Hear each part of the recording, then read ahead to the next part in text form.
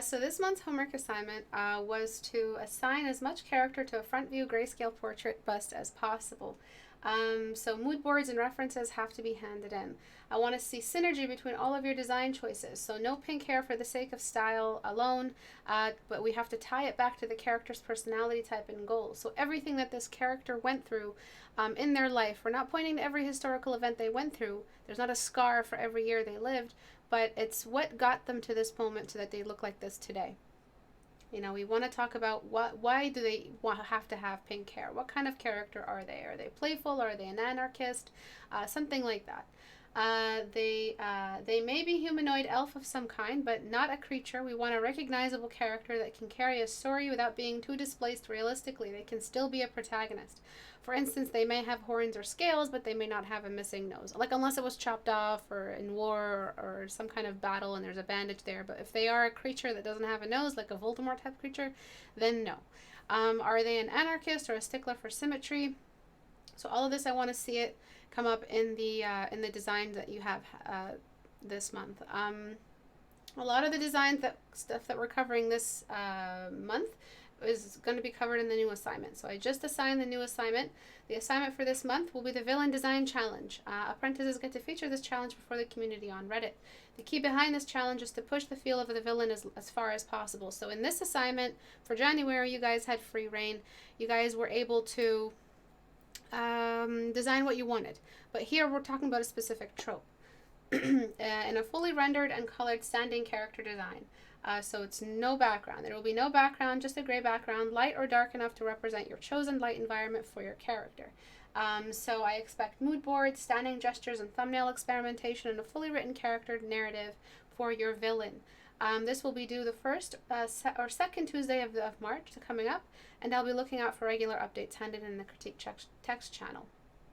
I'll be posting some references from different villain designs across media to help get the ball rolling for some of you. I know some of you have no idea where to start. And I will also be posting the villain design challenge from a long time ago that you guys can take a look at for some inspiration. Remember our classes on acting, casting actors, expression, and character. So casting has a big part to do with what my critique today. Casting, like casting an actor for a role. This assignment is a culmination of our time studying these units, but dedicated specifically to one specific trope. It's not a free reign trope that you guys have handed in this month.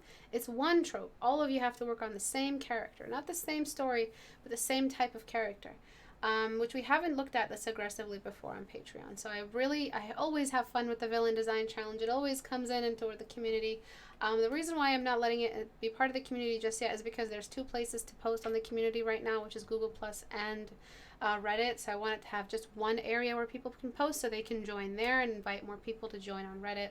If people are still using Google Plus and there's a community challenge running with a massive amount of rewards, people are just going to stick to Google Plus, which is shutting down April 2nd. So good luck with all your work. Make sure you guys ask me questions when it comes to the Villain Design Challenge.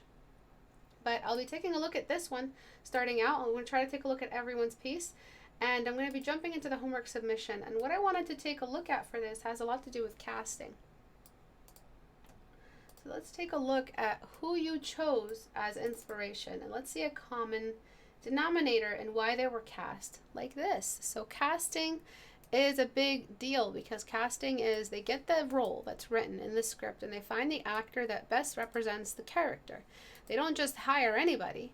So I personally would not hire this character who you've designed here for one big reason. He's got no cheekbones. And you can see here, your very inspiration wall is full of cheekbones, cheekbones, cheekbones, cheekbones, cheekbones, cheekbones. And they just keep going on and on. So this is a Hugh Jackman, I think, edit, I'm not sure. Cheekbones really, really strong. So for this character to feel strong, he has to be chiseled in that way. The body type has to be one of the athletic, Herculean, Achilles type of body type. So the first and most important edit we covered today is that cheekbone.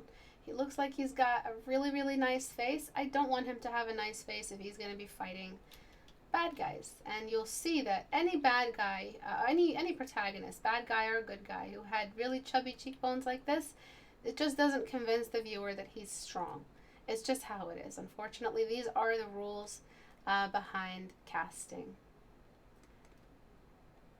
A strong kind of bone structure means that there is more strength to be had. There's not, a bone structure can look like a muscle. And so they're not only is their body muscular, their face is muscular as well, sort of. An upturned nose is not necessarily masculine, so I'm going to increase the size of the nose horizontally. I'm going to focus the eyes as well. And after giving that nose a downturn, because female noses tend to look upward, male noses tend to droop down. The lips are a little bit too close to the nose, so that's making him look a little cute. So you see before he had that piggy nose and he had those chubby cheeks, which really doesn't make him look very strong. And I'm moving the mouth a little further from the nose because he's looking just a little bit too young and feminine. So as you can see before, a little close, a little bit of a pout, cute little baby pout. So this casting is why I'm making these changes here. I do have to mention that the hairline needs a lot of smudging. I don't know if you own a smudge brush yet, but there are mine. You can make one. I really need you to start smudging hairlines. There's way too much detail in the way, especially around the beard as well. Good job on the beard texture, not too much, not too little. Another thing you want to do, especially if he's so grouchy, he's got that grouchy eyebrow going on, you want to make less space between the eyebrow and the eye. And that happens by lowering it down just a little bit. So what you've done is you've added age. A lot of the characters you're inspired from here, I mean, if we averaged out the age, it would be like 40, because he's 60 when he took this picture. This guy is in his 40s. This guy is in his 20s. So if we average it out, it's probably going to be in the 40s. So a 40-year-old, I'd say, has a little bit more, less wrinkling here and more laugh lines, but we'll see what we can do. He's kind of an old character, definitely not a rookie, and definitely not a veteran yet. So I'm throwing in that shadow there just to average out the age, because it really doesn't make much sense to have all of that wrinkling at the forehead and have perfectly clear skin towards the bottom. And it's not just in the outline of the cheekbones, we have to bring in that shadow of the cheekbones as well. Don't want the temple to have that much light on it, so I'm throwing off the temple here into some shadow. Yes, a mouth closer to the nose is feminine. Exactly. And I'm casting this shadow here because I lowered the eyebrows. And I'm just making a more realistic depression for the eye socket. Please don't forget that the eye socket on average is much darker than anything else around it. So I might not go into this much of a paint over for all the pieces, but I hope that you guys are starting to kind of find a pattern in what I'm covering today. It's casting. Does the casting reflect the character? So if we're talking about a princess and a knight, a simple princess knight trope story, it could be sci-fi. There's always a princess character and a knight character. We wouldn't cast the maiden, the handmaiden or the chef-looking female or the maternal body type for a princess, for a young virgin, so to speak. We wouldn't give it the mom body type that looks like she's had 7 kids already. So it's very specific casting. You guys have to remember it's a real thing. It's not just stereotypes and being mean to people who are a little bit different. We'd love all kinds of uniqueness in studies, of course, but when it comes to casting and entertainment, there's a very specific set of rules we all have to follow. The eyes are a little bit too long, I feel. Okay, so he definitely looks like a good guy. And I'm just going to get rid of that pout a little bit. This doesn't seem like a scar. It seems like a cut that's bleeding. If you want it to look like an aged scar has a little bit more light on it because it's kind of adapted to the skin type. So that makes a little bit more sense here. As for your contrast, there's a lot of exposure in the detail around him. So I would say Lighten the background just a little bit so the character feels like he's in his own world. And if you want to make him a little bit younger, all you have to do is bring down that hairline. So the hairline being up in men is what ages men. So we want to filter, liquefy. We want to just lower that hairline. See that? He looks younger instantly. Another thing is that he looks kind of desperate with the inner eyebrows that high. He looks a little bit sad, like he's remembering a sad memory, which is to be expected out of a protagonist.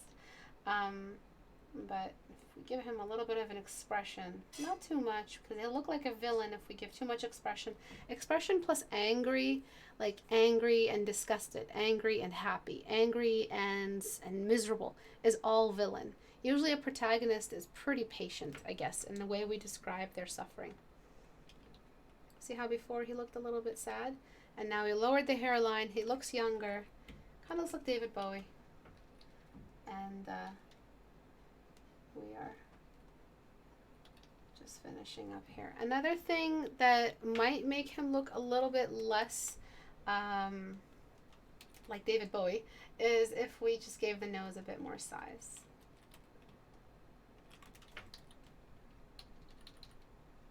Right, so we increase the size of the nose. He'll look like an army boy. Look like he always had, you know, boxing and all that. Men who box tend to have a bigger nose because of all the times it's been smacked. So slightly bigger nose. He has that less of that feminine size in the nose. And then if you want him to look even more masculine, you'll grab the entire mustache beard area and widen it. Right, so he'll look a little bit more like a strong man this way. So before, delicate features, after, chunkier features. You can bring the eyes closer in together. That will also affect the face differently. But if you wanted a young guy, you did not have a young guy because of, first and most importantly, the eyebrows right here. If you had a young guy and he just happened to have these eyebrows, I mean, these things happen in references. You should have borrowed this eyebrow from a reference, borrowed another set of cheeks from another reference, and tried to find a nice way to balance it all. But I feel like now he's more of a representation of the references you chose. So he's more of an average, and your character should typically be an average of the references you chose. So we've got a little bit of Christian Bale in there. We've got some Jeff Bridges, Benicio del Toro. Let me see if I can name him. I don't know this guy. And then Keanu Reeves. So it seems like he's a nice average between all of them right now. Okay, and before, the nose didn't work. He was a little bit pouty, a bit cute, kind of like a best friend of the protagonist, not necessarily the strong man, because of those rounded cheek silhouettes. These lines are convex, they stick out, where here they're more convex. Okay, he was supposed to be 45 in the story. Right, yeah, so we do need these right here. We do need those laugh lines. And that's where we kind of rounded off the nose. Also, someone who's 45, by 45, the nose is starting to get bigger. Noses get bigger as we age. So that means that the nose wouldn't have been so upturned. Okay, let's move on to something more feminine. So for this one, what we have is like a changeling, like a character that's kind of, so let's just see what the character wrote. It's lonely being a planet's only moon. Neptune has 14, Jupiter has 67. She doesn't have to stay, but she can't bear to leave. She loves us, or she loves most of us at least. There are those who seek to inflict fear and pain under cover of darkness. And from her place in the sky she watches. She watches and waits, and when the new moon comes, she seeks them and gives them a reason to fear the night. So she is something like a god, something like a very, very powerful, but very scary force of nature, something like that. So when it comes to something that is that human but not human, I would go straight for, and I'm going to do this a lot, you'll notice in the female characters, I downturn the eye a great deal. So we have this. And what this does is it gives us that alien, otherworldly look. and shows less of that human strength. The human strength comes from that upturned inner eyebrow, which adds weakness and desperation. And this gives us a little bit more new anatomy. So a humanoid of some kind, but still definitely human. All right. So there's that. Then there's the nose width. I would probably look into the nose type. I would upturn her nose in comparison to what we just did there. Turning up the nose for a female will give us that extra little bit of otherworldliness and cuteness and beauty, because she definitely is beautiful. That little bit of intelligence. A moving eyebrow is an intelligent eyebrow. A stupid person really doesn't move their eyebrow much in character design, as you might notice. They might do this a lot, you know, they're that desperate look, but a smart person's eyebrows show thought. And then I'm rounding out the eyes. The more distance in between the eyes, the more weird the character will look. And I'm going to be careful with because we're trying to push beauty, so we're getting rid of age. So I'm going to get rid of these age little touches here. Not too much sagging in the mouth. And then finally, we don't want her to read as a villain, so I will get rid of any extra shadow under her eyes. She is wearing white makeup after all, and that means we don't have a lot of space here for shadow. We could bring in some shadow makeup just to complete that eye design. Alright, so it's not really value sharing. We're actually adding paint right now. Alright, and then we will increase the shadow right under the eyebrow. So you'll notice in your villain designs, once I post last month's work, the previous one that we did a long time ago, I'll be posting that for you guys to look at. You'll notice that to pull off a villain, you need these. So these are what make a character look villainous and scary.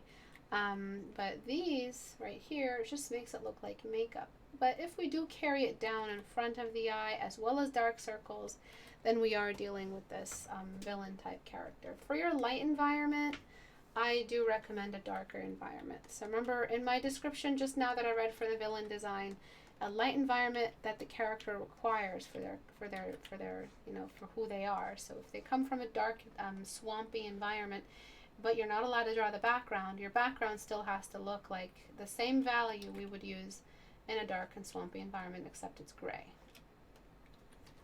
So we have a bit of a dark scene just like that, just enough that the character makes a bit of sense. And then select inverse, and we are going to climb out the top side of her head out of that shadow. And then darkening the far sides, and I'm just rounding. My brush stroke is making C shapes. That's for the rounded shape of the cylinder that is the skull, of the sphere that is the skull. And I'm going to bring in some black, and because our environment isn't that bouncy and all that light isn't moving in, we can bring in some deeper blacks, and she'll look more and more three-dimensional the more we do this.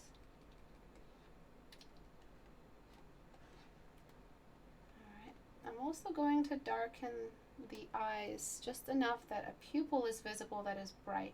So shiny eyes. Really, when we do shiny, sparkly eyes, glowing eyes, we really want to look out for just making them glow for the sake of glowing. Do they glow more on the pupil? Is it the iris that is dark? Which part really is going on that's causing this magical glow? So I'm smudging just a bit, strength is a bit high. So any questions, feel free to get them ready for the end of the class. I will ask if anyone has any questions. Alright, even if she has makeup on, the brightness will move in on the top part of the eyebrow. Any extra shine or oil on the eyelids will be visible. Shine on the nose. It's a bit of a dark scene, so we don't have a defined cast shadow for the nostrils. We might have a lot of shine on the mouth though, and stemming up into the Cupid's bow.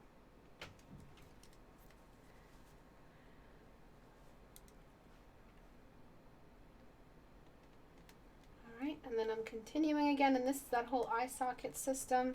I would start with the deepest part of the crease and then blend upward. Deepest part of the crease, and we blend upward.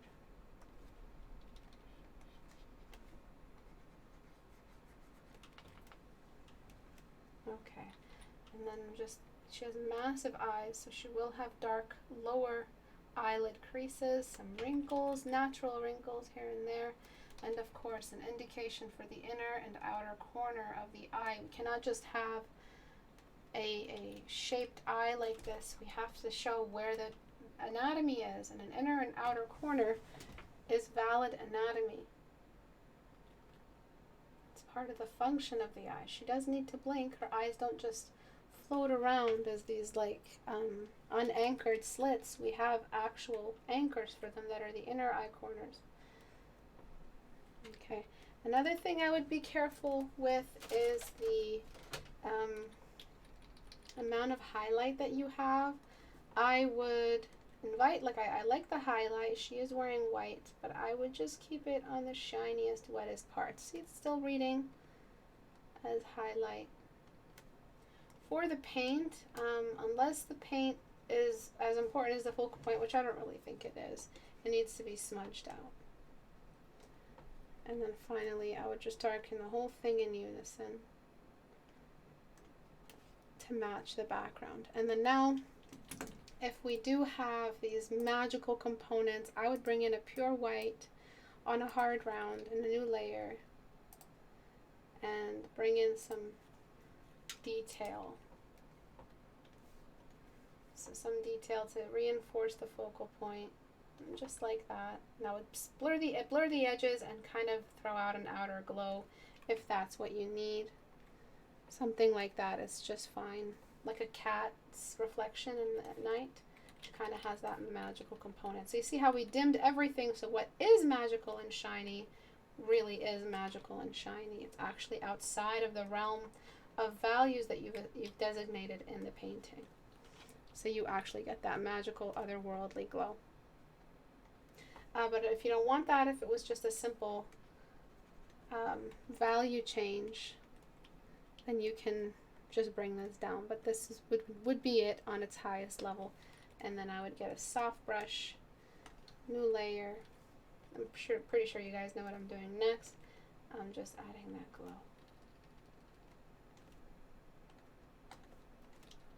So she kind of looks in pain. She kind of looks like she has some kind of pain she's dealing with, and I guess that has to do with her maternal god kind of force. But if you don't want that extra magic component, you can always leave it right over here, and that's fine. For details, I would probably bring in some kind of speckling pour brush, some kind of speckled brush, stars maybe brush, and just throw in some minor detail. I would love to see some paint chipping. So chipping paint is very easy. Just look up a reference, look at the external silhouette of paint chipping against the background that it's chipping from, and then try to decide which upper layer is the paint and which area is the skin, and show how the paint is curling and chipping away, if it is paint. If you want to keep it perfectly smooth surface, that's fine too. One thing I would have loved to see is some head design. So maybe some, not really a tattoo, just something to kind of round off the entire, but what's still following the, obviously the setup here, is something to just round off that area at the top, so to speak, so that we don't have just an empty skull. Something like that, really simple. I'm following the highlights on the head as I apply all of this, and I think it'll just complete the painting for us. Maybe not as busy as I designed it, but something definitely up there might help, even if it was just one of the earlier brush strokes I did, just something really basic. You can do it as scarring as well, so if you've ever seen those tribal scars that different characters have. So that otherworldly look is really, again, what you chose in your references. So you just have to look at how your references have been selected. You chose them for a very specific reason. And that otherworldly look comes from the Anunnaki look. I'm sure you've heard of it. comes from that downturn. See how sad and desperate she looked before? And that's a sign of weakness. Before, when we add that, we show thought. See the simple raising of the eyebrow? Shows a lot of thought. Here, she just looks like a very basic villager from an African tribe or some Aboriginal tribe or somewhere South African or South American. But here, it looks like she has thought, some kind of divine force. And again, we're looking at your references, and we have that upturned eye in a lot of these. Sorry, my voice is completely breaking. Okay, so let's take a look at the others. I'm not sure I'll be able to paint over every last one. This one is just wonderful. Like I said, I'm going to be doing a lot of compliments this one, like this type for this batch of homework. The intensity in the eyes, the anger in the eyebrows, the thought, the age. The contrast is a little bit low. It leaves a lot to be desired, but she could be in a dark room. I see this face on a book cover or something. She doesn't necessarily look evil, but she looks like she's had a very hard life she's had to make hard choices. And I'm not even reading the story. This is just what I'm picking up out of what you designed. She doesn't seem like she's just 100 years old. She seems like she's 1,000 years old, a seer that has seen so much. She's not evil. She is good. She's a force of good, but she's an outcast because she doesn't believe in what men can achieve anymore. I could be wrong, but that's what I'm picking up out of this, and I love that I can pick that much out of it. I really, really love this piece. I love the intensity in the eyes. I love how she looks like she's close to nature. She isn't too far. Raggedy clothes, not too clean, not over-tailored. Really, really wonderful work. For this one, it looks great. It feels like it's cute for cute's sake. I don't see a lot of story in this character. She feels like she's a hard worker, though. She feels like she's a character who I'd see as a protagonist, definitely. Especially because of the hair color. I mean, the hair change in the value. It looks really cool and interesting. I've never seen half a head of curly hair a different value, a different color. Again, outside of the headphones and the headband, what are we really doing? So if she has some kind of dedication to be considered outside her gender, to be considered to expect strength when you hang out with her, not to just be a girly character, to be a sporty character. We'd need to do a lot more with the expression, maybe less of a cute smile, maybe a little bit more age marks, maybe some slightly dark circles under her eyes to show the days she stays up working hard. So it's that kind of stuff that I'm looking out for when it comes to these character designs. For this one, the face feels a little bit long. The eyes are of different sizes and value, but I suspect that's something you want. If this eye was artificial, I'd enlarge the pupil significantly, and the iris. I'd enlarge them both if it was an artificial eye, if it was a mechanical insertion or something like that. He looks like he's been beaten to death. He's got a couple scratch marks on his favorite armor. I'd continue those scratch marks onto his cheek and chin just to show that he is proud of the day he fought that crazy creature animal and caught it, and possibly seems like an intergalactic police, kind of like a character that kind of like a bounty hunter or something like that. I wouldn't keep his face this long. I'd kind of shrink his mouth just a little bit, but he's still perfect for the role. There's an actor who he looks just like, and they're always using him in movies. He was in The Witch. He was the father in The Witch. Really great movie if you guys can catch that. So yeah, 1 or 2 scars extra, an extra size in the artificial eye. He feels like he's been through a lot. Maybe his eyeball got scratched by the very same creature that did this. And then again, a contrast problem. So a lot of you guys, when you do grayscale, your contrast is really, really off. It all starts with the background. See how light this background is? It allows this color to be visible. I love this character. She seems like she's a fun character, kind of a character that doesn't take crap from anyone, but that's only because I'm inferring that. Outside of her costume, what does her expression say? I like her hairstyle. It's very sporty, so it's out of the way. But I would want to see a little bit more of a sly smile. So I would want to see a smile that has a history of suffering behind it. And we do have smiles like that in art. So that kind of smile would be less naive, I'd make the other side kind of do that. So it's really in the halves. You just cut it in half. One half of the mouth represents her an outward smile, and one half of the mouth represents what she's really thinking. So that's how you get that smile that has a history of suffering in it. I would also want her smile to represent like disgust as much as, and cockiness as much as happiness to be doing what she's doing. So this, or this kind of pout, something like that might provide a little bit more for the mouth in contrast with what she's dealing with. So she doesn't really know she's smiling like this. It's her history that formed her to smile like this, even if she likes all that fashion stuff. Another thing I would do is lipstick. So you're going neon everything. I recommend a really, really fun color. Again, what I was talking about, if the character is going to have pink hair, they have pink hair for a reason. So if we're going to be throwing all these extra colors, let's just go a little crazy here with the colors and use these kind of like almost chemical, glowing, futuristic makeup that has that capability in it that can, you know, glow and do all these different fun things. Also, if you're pulling from an Overwatch kind of story, then it kind of matches that aesthetic. I would throw a blue tint over the glasses all the way, just unifying some of the colors.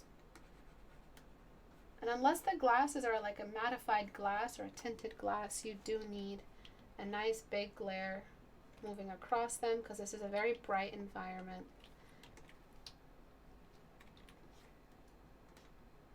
Just like that, and we can barely see her eyes beneath it.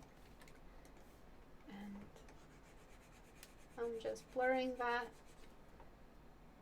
And I would probably make it even brighter, but I would be careful not to over depend on the sheen. Just like that. And you can place it anywhere you want, where you feel like it'll give you more.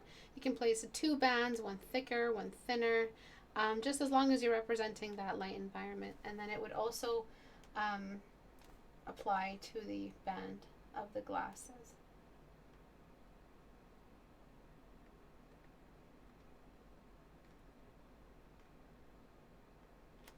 A lot of students forget about how the band is also part of the reflective light environment. And just a little bit more. Oopsie, wrong layer. Oh, I guess I moved that. Let me move this first. No, this is not going to work out. Okay, that's fine. I'm going to just locate that again. Place it there. I've got to get going because I've got the public class. Who will be attending the public class as well? So merge that down, and I'm just throwing this quick little sheen. So it's all about the sparkle. When it comes to characters that are divas like this, it's all about the sparkle. It's all about the decoration.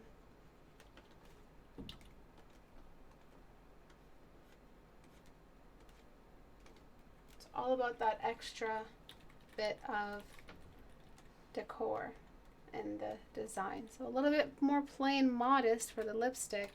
I would definitely just push the saturation up to complete that kind of highly like obsessed with fashion, but really strong, has a lot of athletic merit in her craft, which is hunting. Maybe she is another one of the members of the of those bounty hunters.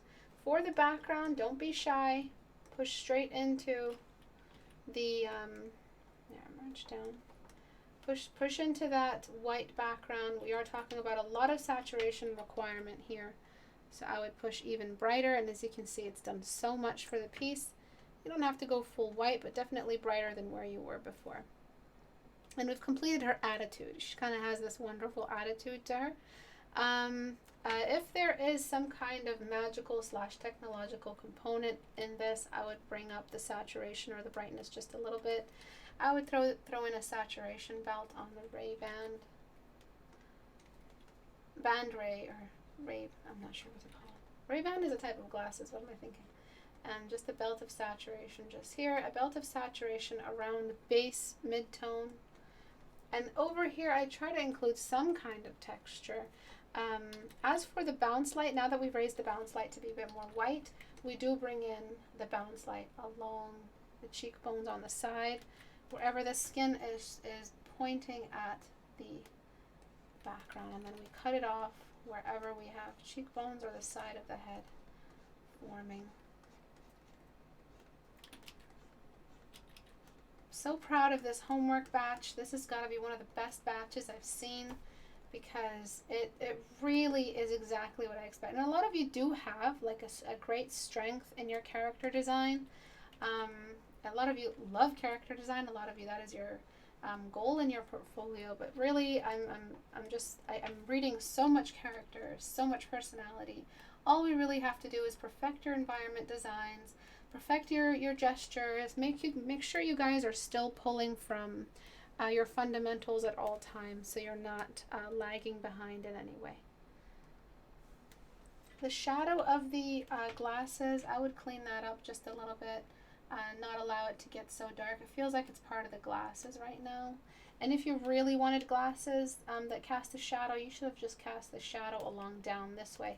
That way it would have actually behaved like the shadow. If it's going to be close to the face, you might as well just not have it there. Yeah, you guys will attend. Great. That's awesome. So you see what I mean when the glass shadow, this is just a rough estimate, but a glass shadow that moves down adds more dimension to the face. It breaks the face into different pieces, which adds more of that fun design power. I would do something else with the earrings. The earrings seem like they're not really working, and I'm loving that yellow. So I would do something that is a little bit more inviting to complete the character design. You'll see they use a lot of yellow in Overwatch character designs. So something that is a little bit more yellow will help tie in the piece, pull from that colorful set, and of course just complete the design of the character, which is a reflection of her personality. She loves color, she loves her riches, but at the same time she's a powerful character who cares a lot about her athletic value. So she cares enough about her fashion, but doesn't care enough to keep her hair in the way. She still wants her hair as much out of the way as possible while she's aiming and sniping her enemies. So before, a little too modest. The pale lips don't really do it for me. The delicate wife of a lawyer earrings don't really do it for me either. I don't think she'd wear delicate little earrings like that. And after we've brought her to life a little bit, and now that we raise the background, of course, the plastic has more to shine. Love the way you pulled off that plastic jacket. Really, really love it. But make sure plastic, like any other fluid material or metallic material, requires a bright light source to reflect it. You can keep the earrings as plain as this. The perspective is a bit off though. When the sphere flattens, it flattens vertically. So something a little more like that. Sorry, I'm a bit of a perfectionist here. Don't really have time for this kind of BS, is that right? All right, there we go. Okay, let's move on. All right, so we have this character. Okay, so this is a character that you based it off. So let's look at your mood board. Where is it? So this character has a bit of a dark past, kind of like an orphan.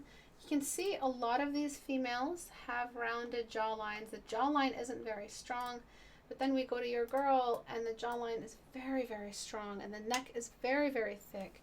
You really have to thin the neck and round out the jawline a little bit more. It might not even be the jawline, it might just be the neck, but she looks old. And that's okay if you have dark eye circles underneath, but she looks old. If she is evil, then keep the eyes white. But if she is an innocent girl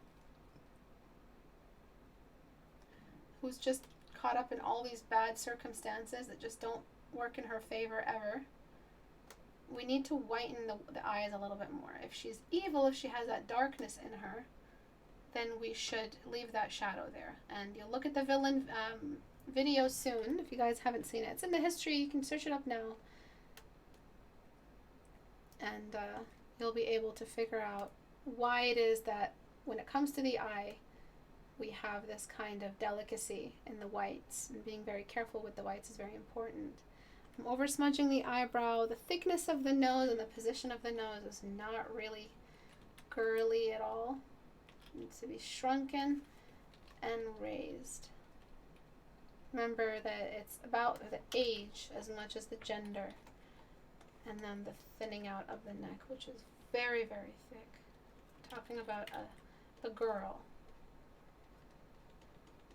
Alright, so that's helped a lot, but we still have that intense strength in the jawline, and it mostly has to do with what you've done with the distance of the strength of the chin, really, the size of the chin. Girls don't really get their chin until they're women,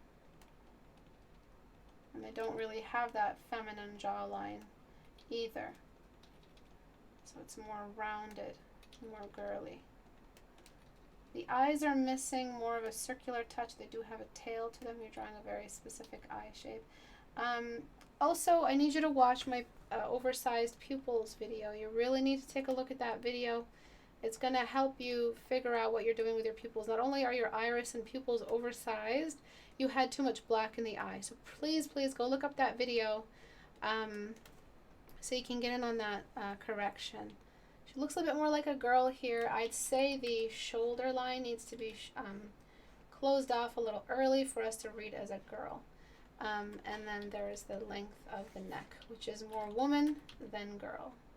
If you want her to read as younger, what we've done by shrinking her shoulder size is we've added age, removed age, because the younger the character, the bigger the body is compared to the bigger the head is compared to the body, and the smaller the neck is vertically. So before, very masculine, very strong, very beefy. After, even now, the head is giving me a bit of trouble. Like, I would get rid of the dark circles a little bit. And it's mostly the flat eyebrow that's making her look masculine, but this still looks fine. She could just be a girl who has masculine features. But it's really in that flat eyebrow, and I would increase the size of her eyes, definitely. If you're going to keep the flat eyebrow, maybe she's an unusually cast actress. Because of her unusual face, they kind of cast her for that role specifically. But a size increase in the eyes might also help. So before, after. And I would just get rid of those jowls. Kids don't really have those. Smoothing those out might help as well. Okay, so let's look at these really quickly. For this, I would want to see more rendering. You're using a single pixel width brush for the hair. Biggest sin, cardinal sin. You need to look at some hair texture studies, and I do like what you're doing though. He's kind of a crazy guy, heavyweight. I saw some of your references. They were from The Hobbit. Really, really nice character control. Though I've seen this character 1,000 times already. So I want you to bring in something unique. What is his talent apart from wielding an axe? What can he do? What has he been through? Is he cursed in any way? So it all starts with the writing. The variety starts with the writing. This one looks great. If you wanted him to look like, for me, what I'm seeing is a corrupted monk of some kind because of this necklace. If he's not a religious man in any way, get rid of the necklace and get rid of the collar. Give him something a little bit more rogue or wanderer. But if he is a religious character, I'd raise the hairline or thin the hair even more. A bald head sounds like a scholar, looks like a scholar. The scars are throwing me off though. Has he been in battle? Has he been tortured before? Definitely would try to reflect that in his eyes, lowering the eyebrows a little bit to be heavier on the eyes, way lower on the eyebrows. Thinner, almost balding hair to show the scholar or the Einstein type character. And then if he's going to let his beard, maybe he minimally grooms because he's a religious representative. I'd at least try to complete the kind of detail around the edges of the mouth, or let the beard fall on top of the edges of the mouth, because the edges look a little bit awkward at the moment. The lower eyelids do have a lot of shadow in them, so that's why he's looking like villain. That's why he's looking like a corrupted religious leader for me. Kind of like a church, corrupted church person or something. That's because the lower eyelid is black. And again, please watch your villain challenge so you guys know why you guys are using these specific tropes, and why a dark circle isn't necessarily a lower eyelid shadow. Yes, we do need shadows for the lower eyelid, but we don't really need them in that darkness unless we're talking villain. Okay, for this piece, I would get the distance in between the eyes even further. Remember that alien look I was talking about? And I would increase the size of her pupils. So let me see if I can do that really quickly. I am running out of time, but let me see if I can do this really quickly for you. It's going to add that otherworldly touch to her, and it's going to make her look like a magical person. So just take a look. See that difference? She's still very, very beautiful. In fact, I know someone who looks just like this, and every time I see her, she looks like a fairy goddess. I always think, wow, I would totally cast her as some kind of fairy queen, or some kind of queen, period. See that difference in what you're telling in the story?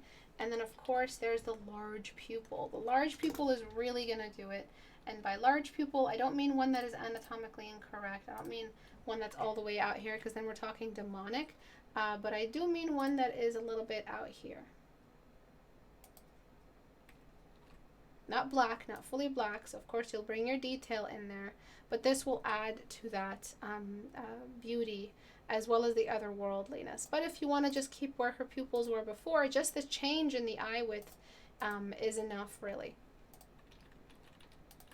to make her look a little bit more unusual.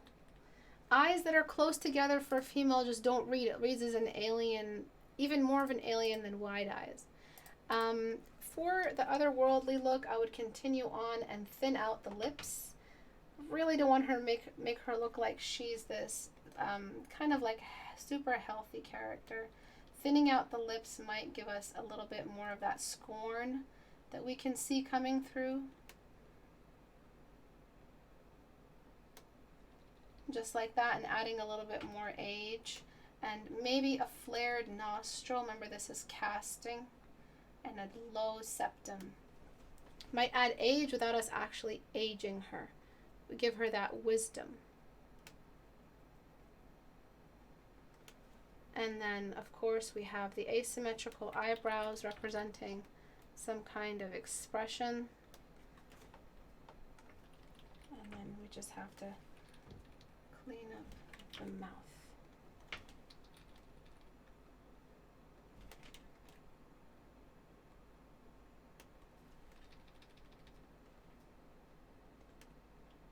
Just like that. So she doesn't necessarily look old, but she definitely has that otherworldly beauty to her now, compared to before, where the eyes being close together, though they did read for the character, they weren't pulling from that kind of strong feature that I would cast this character in. Cheekbones as well really help. I would get rid of the dark circles and keep them like that to keep her looking strong and healthy. But one design thing I would change is, now that I'm seeing you do it like this, I would probably, outside of the eyes, kind of paint half her face white. I think that would look really cool. Let me just deselect. Painting half her face white might help you pull off that extra bit of magic. As you can see, of course you'll have to go back and clean it up, but it definitely might help you make more of a unique design, because where we were before, it was pretty basic. And I like the long earrings, really love the long earrings. And maybe the lower half as well could be whitened. and you have that uniqueness happening. It's not her, she's not wearing anything, it's just that paint that she has on.